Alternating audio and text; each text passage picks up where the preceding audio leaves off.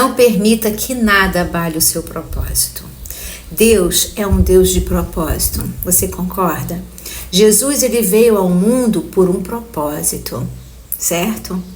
Jesus, ele veio ao mundo com o propósito de Elohim, que é o Deus na pluralidade, Deus Pai, Deus Filho, Deus Espírito Santo, para salvar a humanidade. Jesus veio para um propósito. Então, não deixe que nada, nem ninguém, nenhuma circunstância abale o seu propósito.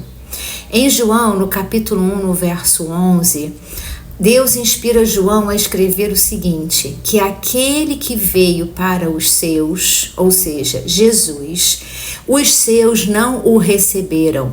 Porém, todo aquele que nele creu, por ele foi feito filho de Deus. Muitas vezes nós nos fixamos, nós nos prendemos a circunstâncias, lugares ou pessoas que não reconhecem quem somos ou o que fazemos. Às vezes a gente enche o nosso coração de ingratidão. Escuto muita gente dizer assim, uma coisa que me machuca muito é a ingratidão. Jesus veio para os seus, mas os seus não o reconheceram. Em Mateus, no capítulo 8, quando Jesus está entrando em Cafarnaum, vai até Jesus um centurião romano, ou seja, um gentil, não era um judeu. E ele pede a Jesus que cure o seu servo. E Jesus, então, quando se propõe à casa desse centurião, o centurião diz, não, Senhor, eu não sou digno que entreis em minha morada. Ele não era um judeu, ele era um gentil. Mas eu sei que se o Senhor daqui disser uma palavra, o meu servo lá vai ser salvo. Porque eu que sou homem, sujeito à autoridade e que também comando os meus soldados, quando eu digo a eles que façam alguma coisa, eles fazem. Olha a visão desse centurião. Ele diz para Jesus, porque eu que também sou homem, sujeito à autoridade. Esse centurião, ele reconhece a humanidade de Jesus, ele que era 100% homem e 100% Deus. Ele reconhece a humanidade de Jesus, ele reconhece, como ele fala, eu que sou homem sujeito à autoridade. Ele sabia que Jesus era um homem sujeito à autoridade do Pai.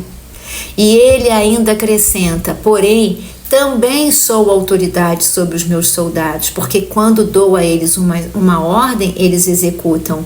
Então ele também reconhecia a autoridade de Jesus sobre nós, os homens. Esse centurião teve uma visão de Jesus completa, da plenitude de Jesus, o Filho do Pai, sob a autoridade do Pai, mas sobre a autoridade de nós, os homens. Aonde o próprio povo de Jesus, aqueles para quem ele veio, não o reconheceram. Mas aí Jesus ainda acrescenta e diz, eu não vi em Israel um homem com tamanha fé como este homem. Muitas vezes nós nos fixamos naquilo que não temos, de quem não recebemos, a circunstância que não vivemos e deixamos de dar valor àquilo que está presente na nossa vida. De onde nós recebemos a honra, o carinho, a admiração, o impulsionar do nosso caminho, do nosso propósito. Olha, Deus, ele te coloca e faz você tocar o coração de quem ele quer que você toque. Você é um instrumento na mão de Deus. Nós estamos, assim como Jesus, sob a autoridade do Pai. Jesus também está sob a autoridade sobre nós. O Espírito Santo que habita em nós também é uma autoridade sobre nós, porque Deus Pai, Deus Filho e Deus Espírito Santo compõem a pluralidade de Deus, coisa que nós, meramente humanos, muitas vezes a gente não consegue compreender isso na sua plenitude. Então, não fica triste. Eu recebo, assim, às vezes, alguns directs falando comigo que fez tanta coisa por fulano, por beltrano, mas que não reconhecem. Você está fazendo por alguém e você está fazendo por quem Deus quer que você faça. Porque Deus, ele não une pessoas, Deus une propósitos. Deus, ele se une a nós para um propósito. Deus e nós estamos unidos para um propósito. Você está cercado de pessoas ou chegando até pessoas aonde Deus tem um propósito sobre a vida dessas pessoas e sobre a sua vida também. Não se chateie do que você não tem, mas se alegre com o que você tem, assim como Jesus se admirou da fé desse centurião. Ele mesmo diz admirado: não vi em Israel um homem com tamanha fé. Olha o calorzinho gostoso que esse centurião, pela fé que ele teve em Jesus e pela visão plena que ele teve sobre Jesus, alegrou o coração dele. Imagina se Jesus ficasse o tempo inteiro só se lamentando por aqueles por quem ele veio e não os recebeu, e deixasse de fazer tantos milagres, de pregar tanto a palavra de Deus e de salvar tantos gentios quanto ele salvou e salva até hoje. Então, Deus quer salvar a todos nós, com toda certeza absoluta. Mas se aonde você está, você não está tendo reconhecimento, você não está sendo admirado ou ouvido, né? Porque a admiração é para Deus, não é para a gente, tudo é para a glória de Deus, nunca é para nós. Se você acha que você não está conseguindo trabalhar ali para o reino de Deus, fica chateado não. Com certeza você está trabalhando para o propósito de Deus em algum outro lugar.